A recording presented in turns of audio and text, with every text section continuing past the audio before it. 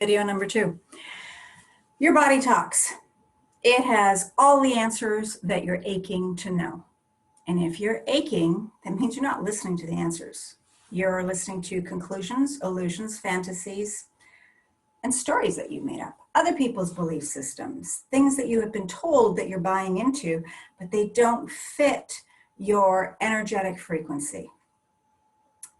When we shift our focus and allow ourselves to open up our vision, then we can listen to our body talk. Okay? On day 1, or module 1, we gave you the hand on heart, hand on belly.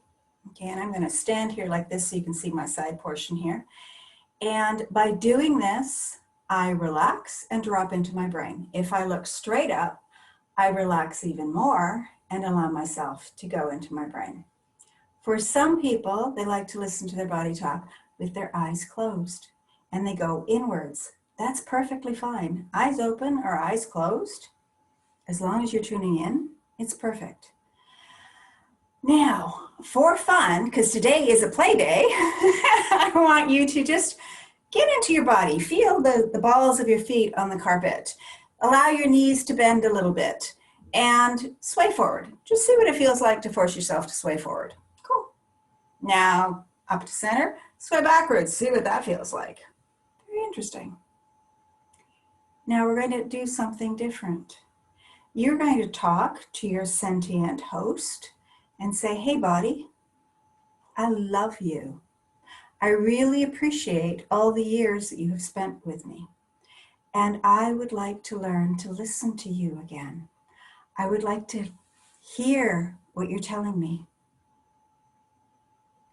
Could you please sway forward to show me a yes? And see if she moves or he moves. And give it time, because you got 80 trillion cells that have to have a conversation and decide if they want to talk to you or not. Breathe, maybe yawn. There, mine's going forward. Thank you. Took a little while. And body, would you please sway backwards to show me a no? There we go. Awesome. And it feels very different than when I forced it to go forward or back. Think of it this way. When you were a kid, if you wanted something, you'd reach for it without a problem at all. Okay? If somebody walked by with dog manure, your body would sway backwards naturally. And then somebody told you not to feel and just to think. And to do what they told you to do. And to do all the right things. And we start controlling ourselves so that we please others. Mind you, we're not pleasing anyone by doing that, and we're disconnecting from ourselves. So I call this the sway test. It's very, very easy. It's easier than holding your arm out and having somebody push up and down on it to see what their neurology is. You do this all day long. In fact, you can do it with food. All right, so here I have the cup of coffee that I made this morning. It's a very healthy coffee. It's got reishi mushroom in it. And I'm going to ask my body, would this coffee benefit you right now? And actually, she's saying no. No, it had enough. The body wanted a sip or a flavor, or maybe because I made some for my mom, so I made some for me. But really, I'm not a coffee lover. It was just a chilly day out, and I wanted to feel warm. I could ask a different question. I could say, hey, body, would this Coca-Cola benefit you? Excuse me, she doesn't like that either. When you go out to a restaurant with friends or a group of, I'm going to use female example right now, girls get together and then they've made plans to have lunch, okay? And you'll say, so where are we going? And so-and-so says, I don't know, where would you like to go? And someone says, I don't know, where would you like to go? And they do this, it drives me nuts. I guess I have more masculine energy. Well, I'll ask my body, would you like Thai food today? Nah, I had Thai food last night, Mongolian chicken, yum. Body, would you like McDonald's today? My body said no. But on another day, it might say yes. Body, could you please look at our surroundings right now? Expand my energy out and tune in. Are we looking for pasta today? No. Buddy, are you in the mood for fresh vegetables? Definitely. That's always a yes with me. So if there was an Avoca bar, I'd ask my body, hey, is there a Freshies nearby? And it might say yes. Cool. And would you like to go to Freshies? Can you see my body going back and forth? 80 trillion cells are having a conversation right now. Apparently, I'm going to say no. Freshies is not what it wants. Here in Barrie, where I live, we have 5 Avoca bars, and they are absolutely delicious.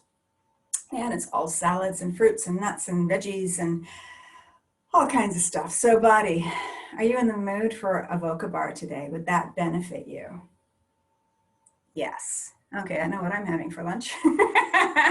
Now, I asked 2 questions there. One was, are you in the mood for? But it was different than would you like or should I? If you ask should I, you're asking the brain to get involved and make a decision according to all of its filed information. If you ask would you like, again, it's making a decision not very clear. So if you ask your body about fuel and nutrition, body, would this fuel me, would be a great answer. And it said yes. Body, would it benefit you to go to Avoca bar and have a meal there? Yes. And if you go to a restaurant and you're holding the menu, okay, we're reading the menu, and you're looking, oh, that's interesting. The first thing I see is about portobello mushrooms and some British beans and bacon. And my body goes, ooh, I'd like that. And then my head goes into, well, bacon isn't very healthy. And you don't like beans anyways, not British beans. Why would you want that? I guess the portobello mushroom's okay. And then you keep reading the menu and you pick something different. And when that different food comes, your body goes, I didn't want that. I really would have felt fueled and nourished if you just ordered the first thing I saw. So it's about tuning into your intuition. It's about listening to the tips and tools and hints that you're getting all day long. And because we've been told and taught not to trust the hints and actually ignore them, it's going to take some fine tuning for you to do that. So this is your practice. You're going to hold your hand on your heart. Nobody's going to, notice what you're doing. And just ask the body,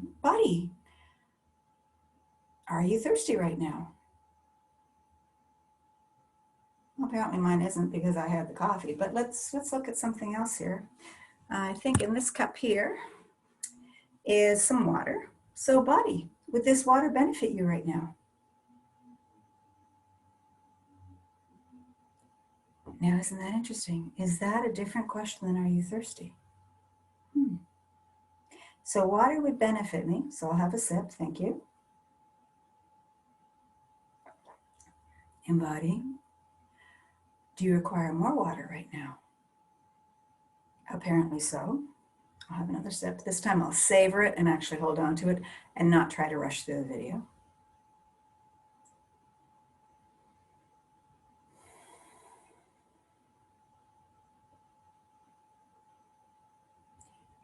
Body, you still require more water?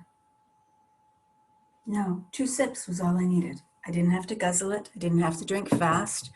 When we hold something in our mouth, it immediately starts the digestive juices happening here. Digestion doesn't start in the gut, it starts in the mouth. For anything that you eat or ingest. When I was a kid, they'd say, chew your food 100 times before you swallow. And I used to think my parents were just being mean. And when my daughter was living at a sick kids hospital, they took all us parents of celiac children aside into an auditorium and they gave us a lecture.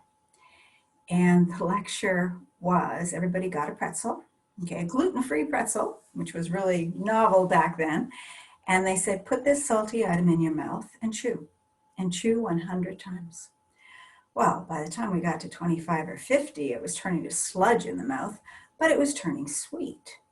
And if you keep masticating that, then you have digested it. By the time you swallow it, your body can take all the vitamins and nutrition it requires from it. So it wasn't an old wives' tale to chew your food 100 times. Practice that today. But we're going to call it mindful chewing or mindful drinking or just being in tune and holding on, okay? couple of other questions. I like moringa oleifera. Okay, so body, would this benefit you this morning? Apparently, she says yes. Would you like me to open this packet and drink it right now? No. Should I check again this afternoon? Yes. Awesome. I can do that. I also made myself a shake this morning because I knew I was going to be asking these questions. And so when I was making my shake, I use a Juice Plus shake because I really like that. It doesn't matter what brand you use. If your body loves it, use it. And I asked my body, would it benefit you to have raspberries in it? And it went, yes. And then I asked, would it benefit you to have mangoes in it? And it said, no. I love mangoes. My head loves mangoes. My taste buds love mangoes. And it was seriously? So I'm going through the refrigerator, the freezer bin there at seeing what fruits I have that are frozen. And I saw peaches. And my body just went, yes, and grabbed the peaches. And it felt really happy and really giddy like a little kid. So I didn't even have to ask, body, you want peaches today? Cool. So raspberries, peaches, and my body always loves this. Basil. So we chopped up basil, and my body still loves basil. My body will eat basil raw.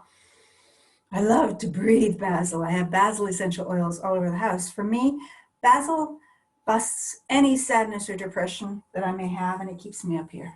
I discovered that when I went through divorce 25 years ago, and when my daughter was in the hospital. I had a basil plant, and every day I would pick a leaf, and every day I would rub that leaf, and I would get my day started. So when I can't sleep at night, I have basil essential oil that I put on. And when I need to wake up in the morning, I have basil essential oil, and I have basil all throughout my kitchen and all over my windowsills. I'm a basil fanatic. Funny, oregano and marjoram don't do that for me. So here's my shake. I made a shake this morning. Body, would it benefit you to have this right now? Apparently so. So I will sip at this in between filming. I want you to get used to allowing yourself to ask your body questions and slowing down enough to listen to the answer.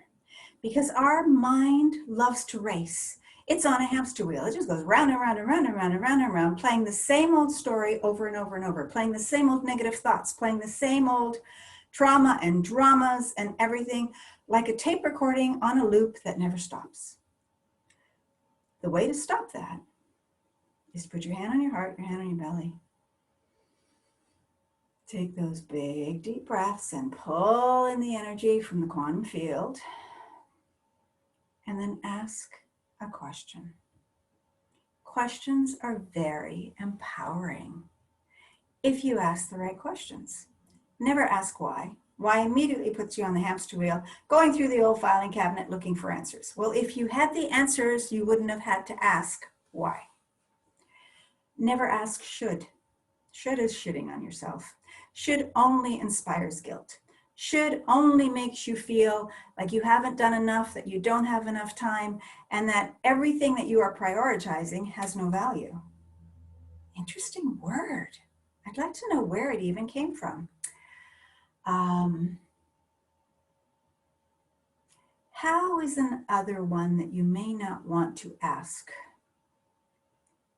Because when you ask how, again, it's going into the mind, and the mind goes through the encyclopedia and everything that it has ever looked at, into your neurology, trying to find the answers. Okay? To do this course for all of you, I knew it was important. I knew I had information to bring you. And I purposely avoided asking how. I thought if I hired a videography, that would be taken care of. And if I had a VA, that would be taken care of. And then life happened to both of them. And it's like, oh, okay, I wonder if Zoom will work. But Zoom doesn't do all the things I want. And I found out that my laptop, computer, camera, lens thing isn't the quality that I'd like it to be. Now, I could get really upset about that and I could postpone this, or I could just go, well, isn't this an interesting learning experience? I'm still going to bring you all of the content that I want you to learn because you're an empath and you need this right now in order to change your life and the world. And then we will refilm. So I've hired a new videographer who's coming by tomorrow, and we'll see how we remake all of this. But in the meantime, you still have the information. And I absolutely love you for being on this journey with me, because I need to keep you all in my mind so I know what to say to you. I can't write a script and read a script. That's not me. Empaths don't like doing that. We kind of like to fly by the seat of our pants, maybe, but also because we know in our heart and in our gut what it is we need to convey. So you can end this right now. Practice some questions. Ask your body if it'll talk to you. Body, can you please sway forward to show me a yes? And see if it moves. Body, could you please sway backwards to show me a no? And see if it moves. You can test it. You can say, body, is my name Jessie? Apparently. Body, is my name Jessica? Apparently not. Body, is my name Fred? It almost it felt like it was throwing me over. What you're doing is getting in tune with letting your mind see that your body answers. And your body is developing trust for you that you will actually pay attention. Have you ever gone to a party with your friends? Okay, there's a whole group of you, and you walk into this place, and all of a sudden your body pulls you over to the corner of the room where someone is standing, and you start talking to that person, and you kind of wonder, where have you been my whole life? Okay, we are so in sync, we and this and that. And then your friends come over and say, hey, Jessie, come on, let's go. And it's like,